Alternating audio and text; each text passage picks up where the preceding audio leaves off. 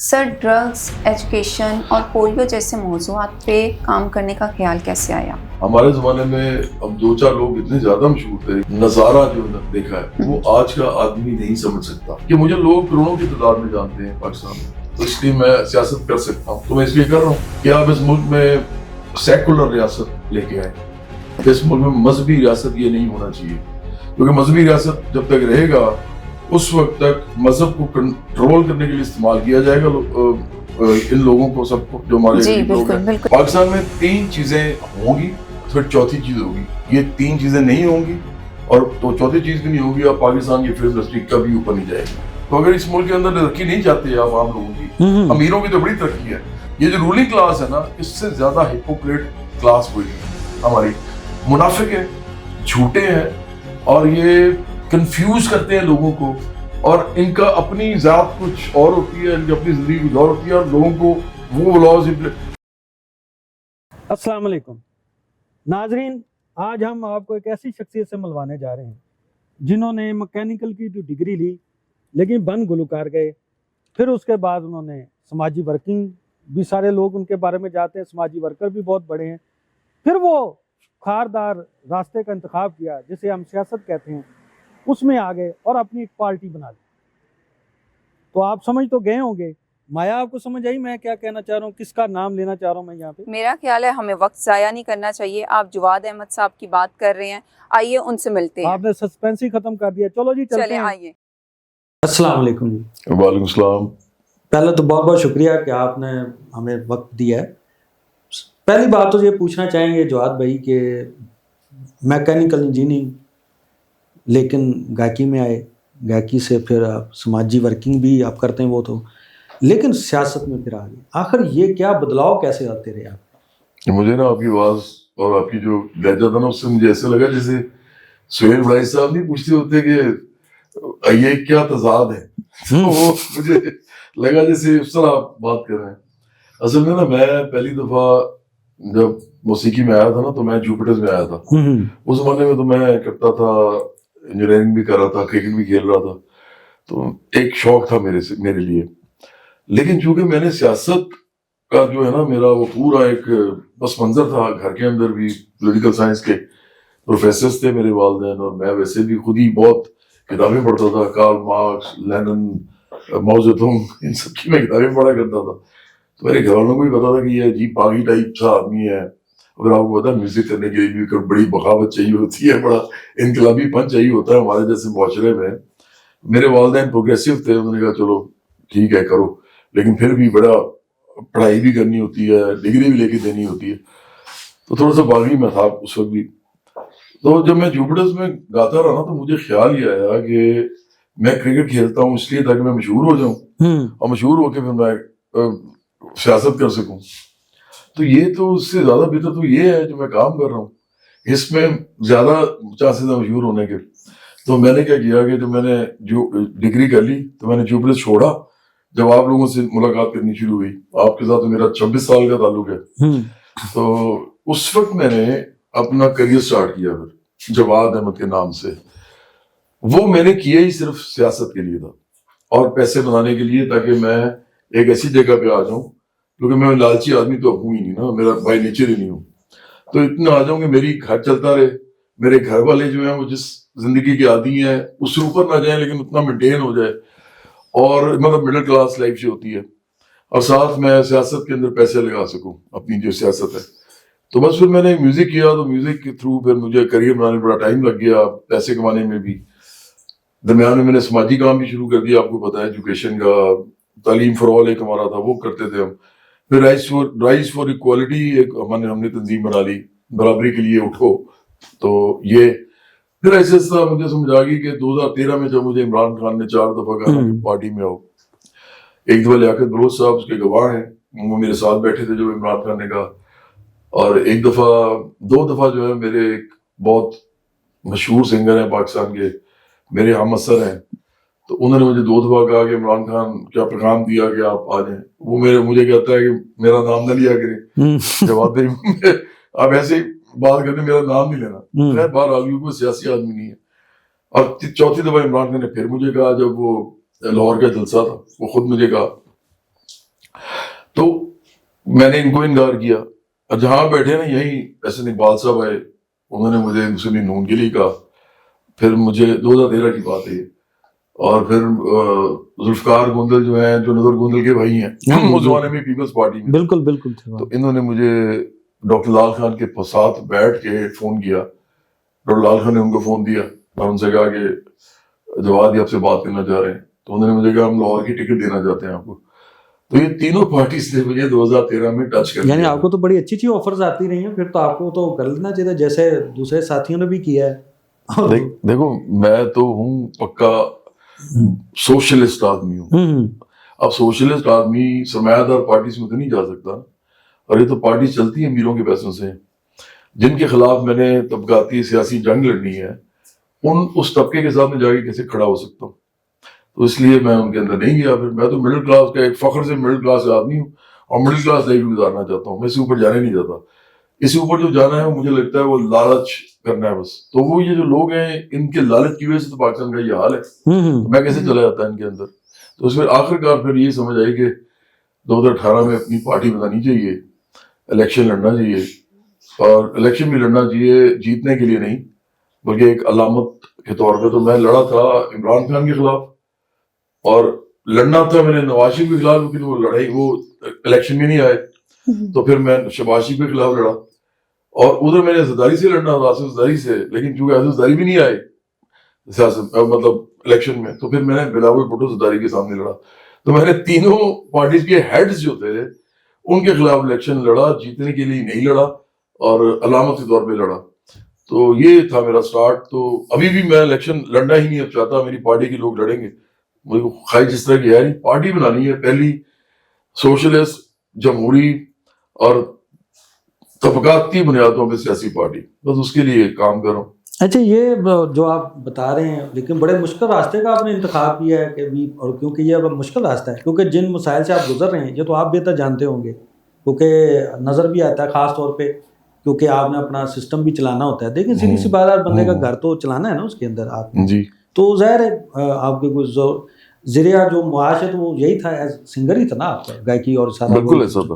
تو کتنا آپ کو اس سے سروائیو کرنا, یعنی اس وجہ سے کتنا آپ کو اس سے ہوا ہے, وہ یار ایمانداری سے بتائیے گا. میں آپ کو ایک بات بتاؤں جاوید, میں نے نا جب یہ میں نے سیاسی پارٹیوں کے خلاف بات کرنی شروع کی نا, اپنی پارٹی بھی بنائی, تو 2017 18 پھر 19 تو میں شوز بھی کرتا رہا, پیسے پھر بھی کماتا رہا, اور میں سارا وہ اپنا نظام انہی پیسوں سے جو رننگ میری انکم ہوتی تھی چلاتا رہا. اور آپ کو پتا ہے انکم ٹھیک ٹھاک ہو جاتی ہے ہم لوگوں کی.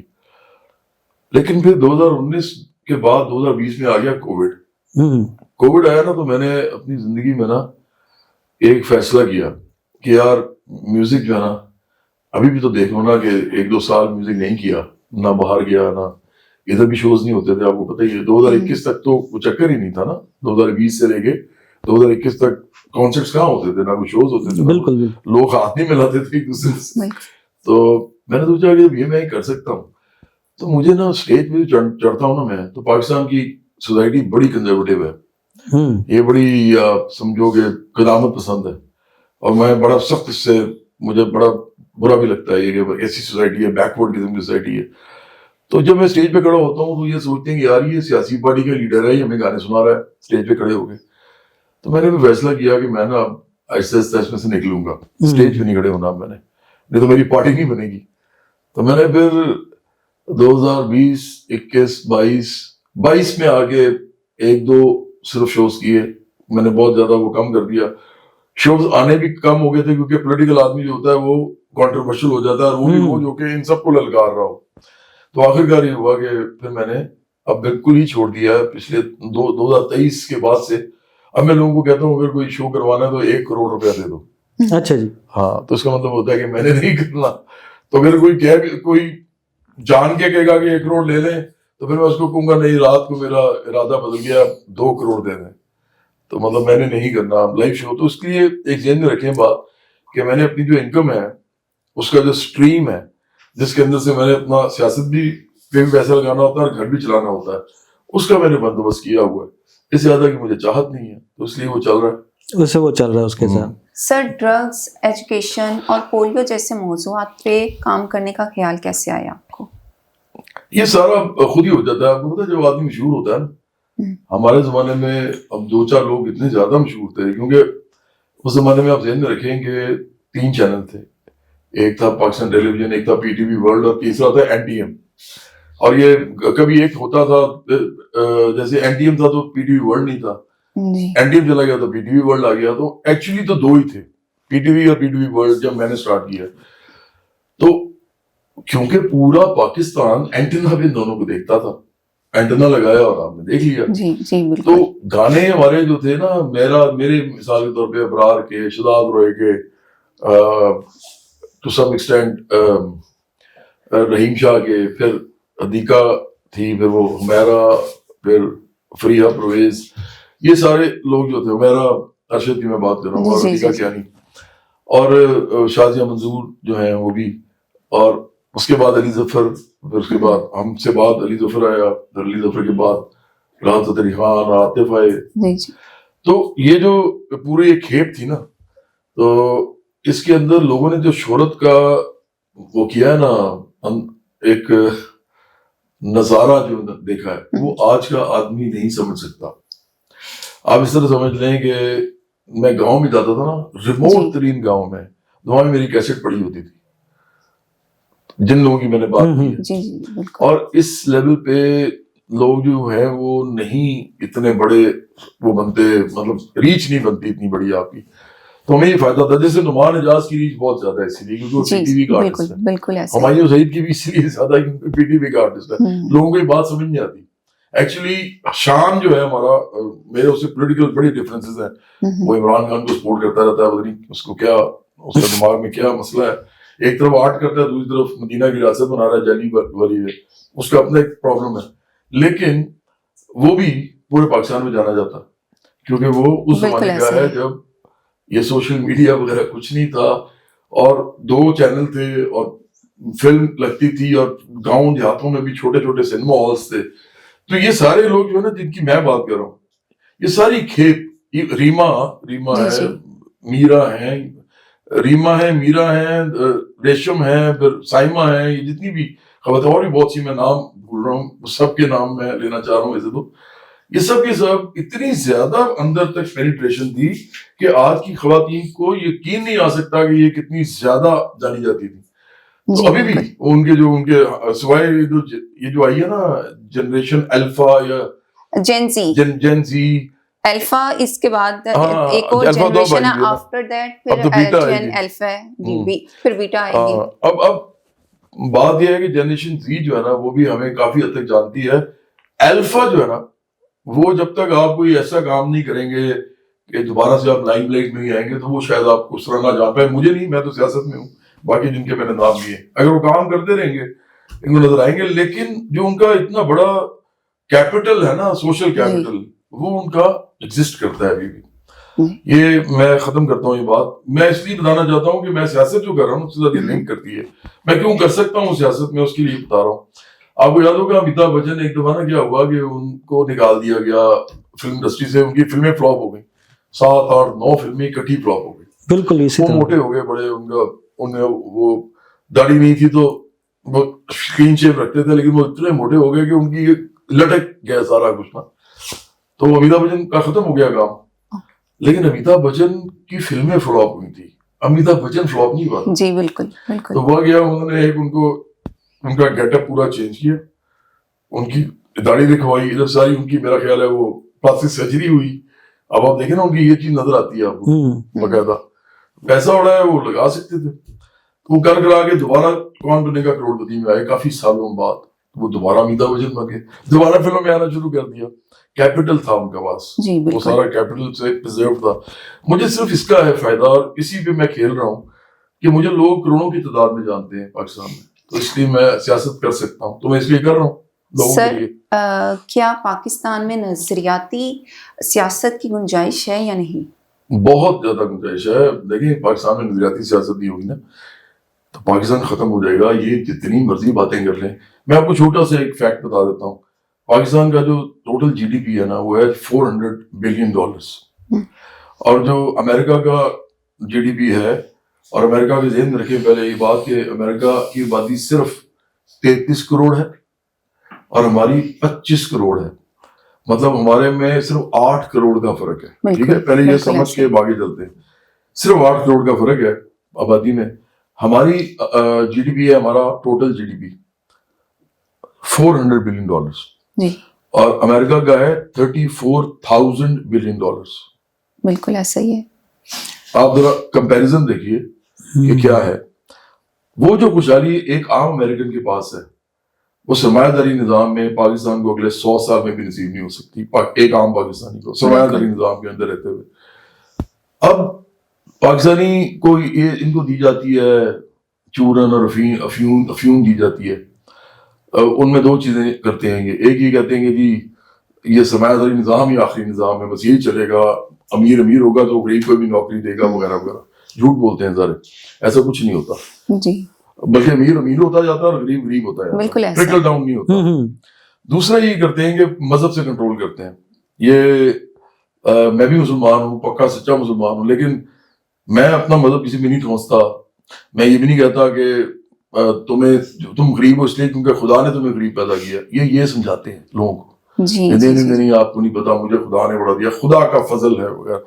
دوسرا بندہ جو بیچارہ ادھر کروڑوں لوگ مر رہے ہیں ہر لحاظ سے, ان کو یہ کہتے ہیں کہ جی ان پہ خدا کا فضل نہیں ہے. اس کا مطلب تو یہی ہوا نا. تو یہ اس طرح کنٹرول کرتے ہیں. تو ہمیں لگتا ہے کہ اس ملک کے اندر ایک ہی ٹائم پہ 2 چیزیں ہونے والی ہیں ان دونوں کو ایڈریس کرنے کے لیے. ایک کہ آپ اس ملک میں سیکولر ریاست لے کے آئیں. اس ملک میں مذہبی ریاست یہ نہیں ہونا چاہیے, کیونکہ مذہبی ریاست جب تک رہے گا اس وقت تک مذہب کو کنٹرول کرنے کے لیے استعمال کیا جائے گا ان لوگوں کو, سب کو جو ہمارے محنت کش ہیں. اور ساتھ یہ کہ لڑائیاں بھی ادھر ہوں گی, کیونکہ مذہب تو دیکھیں شیعہ کا اپنا ہے, سنی کا اپنا ہے, بریلوی کا اپنا ہے, دیوبندی کا اپنا ہے, اہل حدیث کا اپنا ہے, بابی کا اپنا ہے. اس کے علاوہ بھی آخانی بھی ہیں یہاں پہ. تو آپ فرض کریں ایک آدمی کہتا ہے میں مدینہ کی ریاست بنانا چاہتا ہوں, اب یوز کرنا چاہتا ہے اس نام کو جو رسول صلی اللہ علیہ وسلم جن کے پاؤں کی خاک بھی نہیں ہے لوگ, ان کا نام لے کے مدینہ کی ریاست بنانا چاہتے ہیں. تو مجھے ایک بات بتائیے کہ کیا تنظیم اسلامی جو ڈاکٹر اسرار احمد کی جماعت ہے اس کی مدینہ کی ریاست پی ٹی آئی والی مدینہ کی ریاست جیسی ہوگی؟ پی ٹی آئی کی مدینہ کی ریاست میں تو لڑکیاں ناچتی بھی ہیں جا کے جلسوں میں, ان کے جلسوں میں عورت آ ہی نہیں سکتی. سر ہر پارٹی کا تو لڑائی ہے نا, تو اس کا مطلب لڑائی ہے نا, مذہب کے نام پہ لڑائی ہے نا. جی بالکل. اس لیے دیکھیں دنیا میں کہیں پر بھی کسی بھی ملک میں ترقی نہیں ہوئی, خوشحالی نہیں ہوئی 21ویں صدی اور 20ویں صدی دونوں میں, جب تک وہ سیکولر نہیں ہوا. اور پھر دوسرے نمبر پہ اگر آپ ماڈرن کیپٹلزم کے شروع کے وہ نہیں ہے, اس کی گاڑی میں, اس کی ریل گاڑی کے اگلے ڈبے میں نہیں سوار ہوئے, پچھلے ڈبے میں ہے, تو ماڈرن کیپٹلزم آپ کو کچھ نہیں دے سکتا. انہوں نے جن ملکوں نے اس کو ڈرائیو کیا, جنہوں نے پوری دنیا سے لوٹ مار کر کے اپنے ملکوں میں پیداوار ہر جگہ سے لے کے انڈسٹریز لگائیں. آپ اس طرح سمجھیں کہ ہماری محنت کا پیسہ, خون اور پسینہ اور آنسو وہ سارا کا سارا اٹھا کے وہاں لے گئے. تو وہ تو ملک ہیں خوشحال, لیکن ہمارے جیسے ملکوں میں اب سوشلزم کے بغیر خوشحالی نہیں آ سکتی. یہ کیپٹلزم کی دوڑ سے باہر نکل گئے ہوئے, یہ کبھی بھی سرمایہ داری نظام کو کچھ نہیں دے سکتا. تو ایک ہی ٹائم میں 2 چیزیں ہوں گی, ایک سوشلزم کا نعرہ ہوگا, دوسرے نمبر پہ یہ ہوگا کہ ہمیں ترقی پسند روشن خیال پاکستان چاہیے جو کہ سائنس ٹیکنالوجی ایک, انسانیت یا ہیومنزم 2, اور تیسرا ہم کہتے ہیں کہ ریشنلزم یعنی منطق, عقل کی بات جو بہتر کرے گا. اس کے اوپر جب تک آپ استوار نہیں کریں گے نا اس معاشرے کو, عام لوگوں کو سیاست میں لانا ناممکن ہے. اور اگر عام لوگ سیاست میں نہیں آ سکتے اس کی وجہ سے, ان وجہوں سے, تو پھر پاکستان ان کے لیے بدل بھی نہیں سکتا. یہ صرف چلے گا 1-2% لوگوں کے لیے جو آج تک چلتا رہا ہے, اور یہی پارٹیاں بدل کے آتے رہیں گے. اچھا, یہ جب آپ کا بیچ تھا انجینئرنگ یونیورسٹی میں, جس دور کی جوپیٹر کی ہم بات کر رہے ہیں, اس وقت آپ کے ساتھ اور بھی بڑے سٹار تھے بڑا انجینئرنگ یونیورسٹی سے. تھوڑا سا فنی سا سوال ہے کیونکہ وہ اس سے نہیں کہ وہ انجینئرنگ پڑھنے گئے اور کہیں وہاں سے سنگر ہی بن کے آئے. تو اس میں آپ کے ساتھ اور بھی تھے, نجم شراز تھا اس بیچ میں, جنید تھا, جنید جمشید تھا. جنید جمشید میرے سے 2-3 سال سینئر تھا, اور نجم شراز جو ہے یہ میرا بیچ میٹ تھا. لیکن چونکہ نجم شراز نے FSC دوبارہ کی تھی, وہ نہیں ہوتا امپروو کرنا جو ہوتا ہے, تو پھر وہ میرے سے 1 سال بعد میں آیا, میرے 1 سال جونیئر ہو گیا تھا وہ, ہے میری عمر گئی وہ. تو نجم تھا. فاخر جو تھا وہ UET ٹیکسلا سے ہے. اچھا UET ٹیکسلا سے. ہاں UET ٹیکسلا سے ہے, وہ یہاں سے نہیں تھا. صحیح. اور میرا بھائی فواد تھا, وہ یہیں ادھر سے. اچھا ان کا بھی تھا, وہ جوپیٹر میں تھا, میوزک میتھ میں تھا. میوزک میتھ, ہاں وہ اس کا لیڈ سنگر تھا. تو جوپیٹر اور بھی لوگ تھے. ہاں وہ جوپیٹر جو تھا وہ, میں اس کا بھی خیر وہ اتنا جتنے سنگر تو اس میں سے بڑے نکلے نا, آپ بھی تھے اس میں, سلمان بھی تھا اس کے اندر. وہ سلمان کون؟ وہ سلمان احمد گٹارسٹ. نہیں وہ نہیں تھا اس کے اندر. وہ بھی بڑی جہالت کی اندھیروں میں گھوم رہا ہے. وہ بھی گٹار بجا کے مدینہ کی ریاست بنانا چاہتا ہے عمران خان کی. نہیں وہ پاکستان سے باہر بیٹھا ہوا ہے, پاکستان کے خلاف زہر اگلتا ہے سارا دن. وہ اچھا وہ نہیں تھا, جنون میں تھا. جنون میں تھا. علی عظمت تھا. علی عظمت جو ہے نا, جو سنگر تھا جنون کا, ابھی وہ اپنا کریئر کرتا ہے. وہ بڑا مزدار سا آدمی. وہ جوپیٹرز کا پہلے سنگر تھا میرے سے پہلے. اچھا ہاں. تو آپ اور دونوں گاتے تھے جوپیٹر میں؟ نہیں ہم نے اکٹھے کبھی نہیں گایا. اچھا نہیں جب علی چھوڑ گیا تھا میں, اس کے بعد میں نے ریپلیس کیا تھا اس کو جوپیٹرز میں. آپ پھر اس کو آپ لیڈ کر رہے تھے اس وقت, پھر گانے میں تو آپ ہی تھے نا؟ نہیں علی کے بعد علی آیا تھا 88 میں جوپیٹرز. جی جی جہاں تک میرا خیال ہے, کیونکہ 89 میں سے گانا گایا تھا یارو یہ دوستی ہے, جب نازیہ زہیب نے پروگرام کیا تھا میوزک 89 میں. تو آپ تو بہت چھوٹی ہوں گی, آپ کو پتہ نہیں ہے. میں شاید ہوں بھی نہ. ہاں ہو بھی نہ شاید. تو وہ اس کے اندر جو انہوں نے گانا گایا تھا وہ یارو یہی دوستی ہے گایا تھا 89 میں. اور وہ بہت بڑا پروگرام بنا تھا. اس میں لڑکیوں نے صرف کیا کیا تھا کہ ہاتھ اوپر کر کے نا تالیاں بجائی تھی. تو وہ مصیبت پڑ گئی تھی. وہ اس ملک کے سارے اندر جو ایک مذہبی ایک یہ منافقانہ سوچ ان لوگوں کی. اچھا. ارے انہوں نے کہا کہ یہ کیا ہو گیا بے حیائی, اور اس ملک کے اندر یہ کیا ہونے لگا ہے. وہ صرف وہ ہاتھوں پہ اتنا, یہ آپ نے نہیں بات بتائی. ارے آپ کو پتہ ہی نہیں ہے یہ نہیں مجھے پتا تھا کہ اس کا تو بنا تھا. ان کا تو بیڑا غرق کرنے لگے تھے. وہ بے نظیر بھٹو جو تھیں جی, ان کا دور تھا. بے نظیر بھٹو ذرا پیپلز پارٹی آپ کو پتا اسی کہتی تھی کہ ہم ذرا پروگریسو لوگ ہیں. ہاں جی بالکل. تو بے نظیر بھٹو نے یہ کام کیا تھا, لیکن وہ بے نظیر بھٹو جو ہے نا وہ بیک فٹ پہ چلی گئی. ایک تو انہوں نے پھر دوپٹہ لینا شروع کر دیا, ہاتھ میں تسبیح پکڑ لی انہوں نے. پھر انہوں نے اس طرح کے سارے کام آہستہ چھوڑ دیے کیونکہ پریشر بہت آیا. تو ان کو پھر اقتدار بھی چاہیے تھا. اقتدار کے لیے پھر آپ کو کمپرومائز کرنے پڑتے ہیں. بالکل. تو اس لیے پھر وہ بعد میں مسئلہ ہوا, لیکن یہ بہت بڑا ایشو بنا تھا. اچھا اچھا. یہ تو بے نظیر کی گورنمنٹ چلی جانی تھی. اگر یہ ایشو لے کے وہ چل پڑتے آگے کہ بے نظیر بھٹو نے کیا کروایا پیپلز پارٹی نے, تو پیپلز پارٹی کی گورنمنٹ ہی چلی جاتی. وہ بڑھ جاتا. آپ کو پتا نا ایک دفعہ جب یہ شروع ہو جائیں مظاہرے کرنے وہ تو پھر آگے سے آگے جاتا ہے. بالکل صحیح. تو بیک فٹ میں بڑی دفعہ ہم گئے ہیں. دیکھیے ضیاء کے زمانے میں تو پورا اس کے جتنے بھی سال ہو رہا ہے پاکستان کا بیڑا غرق ہو گیا. پاکستان کے اندر جتنا بھی انلائٹنمنٹ کا دور تھا روشن خیالی کا, وہ ٹوٹل ختم ہو گیا. وہ تو بعد میں آگے مشرف ایک ڈکٹیٹر تھے. میں ان کے اندر ایک چیز سے اچھی سمجھتا ہوں, ڈکٹیٹر بھی تو دیکھیں نا اس کے اندر کچھ چیزیں اچھی ہوتی ہیں کیونکہ وہ آل ان آل ہوتا ہے. جی جی. تو وہ کچھ چیزیں اچھی کرتا ہے, کچھ چیزیں بری کرتا ہے. وہ پوچھ کے تو آپ سے کرتا نہیں ہے. بالکل. وہ تو شیر ہوتا ہے. وہ کہتے ہیں جنگل میں آپ شیر کے سامنے چلے گئے تو اب کیا ہوگا. کسی نے پوچھا کہ اگر جنگل میں آپ شیر کے سامنے آ جائیں تو کیا ہوگا, آپ کیا کریں گے. اس نے کہا میں کیا کروں گا, جو کرنا ہے شیر نے کرنا میں تو کچھ بھی نہیں کر سکتا. تو وہ ڈکٹیٹر جو تھے وہ ایسے ہوتے ہیں, انہوں نے جو کرنا ہوتا ہے وہ کرتے ہیں. ایک کام انہوں نے بڑا کمال کیا, انہوں نے اس ملک میں میوزک, فلم, انہوں نے ڈرامہ, انہوں نے کہا کرو سارا دوبارہ. تو اس زمانے میں آپ کو یاد ہوگا جاوید ایک دم سارا کچھ دوبارہ سٹارٹ ہوا. سر میڈیا بھی بہت اوپر گیا. تو بس وہ میرا خیال ایک اچھا دور دوبارہ آیا. اور اس کے بعد پھر یہ جو جتنی گورنمنٹس آئی ہیں پیپلز پارٹی کی, مسلم نون کی, اور یہ جو عمران خان کی مطلب PDI کی, یہ ساری کی ساری انہوں نے ایک دفعہ بھی اس پہ کام نہیں کیا. فلم انڈسٹری ان کی وجہ سے تباہ ہوئی ہے. ان کی وجہ سے میوزک انڈسٹری جو ہے وہ رہ گئی. اگر یہ پاکستان آئیڈل ٹائپ نہ ہو شو تو اس ملک کے اندر جو ہے وہ لوگ تلواریں نکال کے دوسرے کو مار رہے ہو. اچھا فلم کی جو آپ بات کرتے ہیں, فلم کے چلو مانا وہ میں کہتے ہیں, لیکن میرا زیادہ قصور تو فلم والوں کا ہے نا, جو خود جہاں پہ آپ کے سامنے دیکھ لیں وہی. ان کا کوئی قصور نہیں ہے. دیکھو میں پتہ کس طرح سمجھتا ہوں اس کو. اگر آپ نے حالانکہ دیکھیں فلم میرا سبجیکٹ بھی نہیں ہے، لیکن میں آپ کو بتاؤں میں شان سے بہتر بات آپ کو بتا سکتا ہوں کیونکہ میں سیاستدان ہوں، میں پوری چیزوں کا اوور ویو لیتا ہوں. یہ تو بونگیاں مارتا ہے، میں نے بڑی ویس کی باتیں سنی ہیں. دیکھیں ایک بات طے ہے، میں نے پیسے نہیں نہ کمانے اس میں سے، جی فلم میں سے، میرا کوئی فلم سے تعلق نہیں، میں تو کانسرٹ چھوڑ چکا ہوں. میں تو پالیسی کی بات کر رہا ہوں اس وقت، کیونکہ اگر ہم آتے ہیں پارٹی ہماری تو ہم نے پالیسی بنانی ہے، اس کے لیے ہمارے پاس معلومات ہونی چاہیے. شان کہے گا نہیں جی بڑی اچھی فلم بن سکتی ہے، ایسے ہوتا، سب جھوٹ بولتا ہے، یہ کوئی فلم نہیں بن سکتی.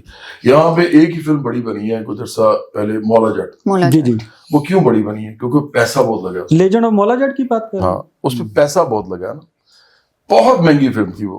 آپ پوچھیں نا جا کے کتنے کروڑوں روپیہ ان کا لگ گیا. ان لوگوں نے وہ فلم پتہ نہیں کتنے سال میں بنائی، بیٹھے رہے لے کے اس کو، ادھر سے پیسے آ رہے، بیٹھے میں بنائی جا رہا ہے. وہ بلال اشاری ویسے اس نے بنائی تو بڑی اچھی، لیکن بنائی جا رہا ہے. فلم ایسے نہیں ہوتی، فلم ایک کمرشل سبجیکٹ ہے، کمرشل آرٹ فارم ہے.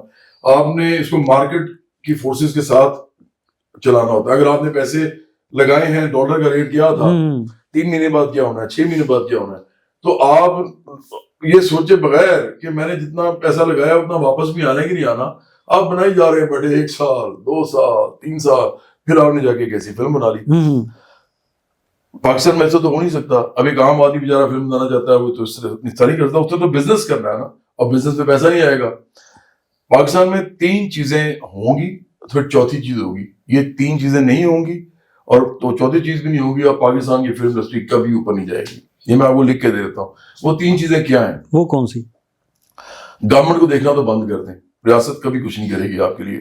یہاں پہ تو کلچر کے نام پہ جو منسٹری بنتی ہے اس کے پاس ٹکا بھی نہیں ہوتا کسی کو دینے کے لیے یا کوئی فیسیلیٹیٹ کرنے کے لیے. 2 ارب تو وہ دے رہے ہیں، انہوں نے تو اناؤنس کیا ہوا کہ لے لیں آپ ایک فلم بنائیں آپ. وہ یہی تو مسئلہ ہے نا، اس کے اندر جس طرح کی شرائط ہوں گی، انہوں نے بہت اسٹرکٹ شرائط ہیں اس میں. شرائط تو ہوں گی، اور ساتھ یہ کہ دیکھیں 2 ارب میں اگر آپ کہتے ہیں کہ مجھے نہیں پتا ایگزیکٹلی وہ کیا کہہ رہے ہیں، لیکن مجھے پتا ہے کہ ایسا ہی ہوگا کہ اتنی فلمیں بنا دیں. میں کہہ رہا ہوں بھائی ادھر انڈیا میں جس سے آپ کمپیٹ کر رہے ہیں، آپ کے ساتھ بیٹھا ہوا ہے وہ جو اردو میں فلم بناتا ہے، وہ ہندی میں نہیں بناتا، وہ اردو میں بناتا ہے. مہیش بھٹ صاحب نے مجھے کہا تھا کہ جواد ہماری فلم اردو کی فلم ہے. میں نے کہا آپ صحیح کہہ رہے ہیں، کیونکہ واقعی میں نے تو ہندی کا لفظ ہی بڑے کم سنے اس میں. سارے کہتے ہیں ہمارا فلم ہی اردو ہے، تو یہ آپ لوگوں کی اردو ہم نے مستعار لی ہوئی ہے. یہ انہوں نے مجھے خود کہا تھا جب میں انڈیا ان کے ساتھ. آپ کی مجھے یاد آیا، یہ تو جب آپ کا گانا ہٹ ہوا تھا وہ کہندی ہے سیاں میں تیری، اس وقت بھی آپ شاید مہیش بھٹ سے ملے تھے، اس وقت بھی آپ کو آفر ہوئی تھی نا فلم کی، پھر آپ نے شاید نہیں، مجھے فلم کی آفر انہوں نے فلم میں کام کرنے کے لیے نہیں بطور میوزک ڈائریکٹر. ہاں وہ تو میں نے پھر گانا دیا تھا نا، وہ تو بعد میں دیا. اس وقت جب موسیٰ خان کے، وہ تھوڑا سا بتائیے گا وہ کیا تھا قصہ کہ وہ آپ مہیش بھٹ ملے آپ نے فلم کا، پھر آپ کو شان کی آفر ہو رہی تھی فلم کی. نہیں شان والی تو میں نے کر دی نا، موسیٰ خان ہو گیا.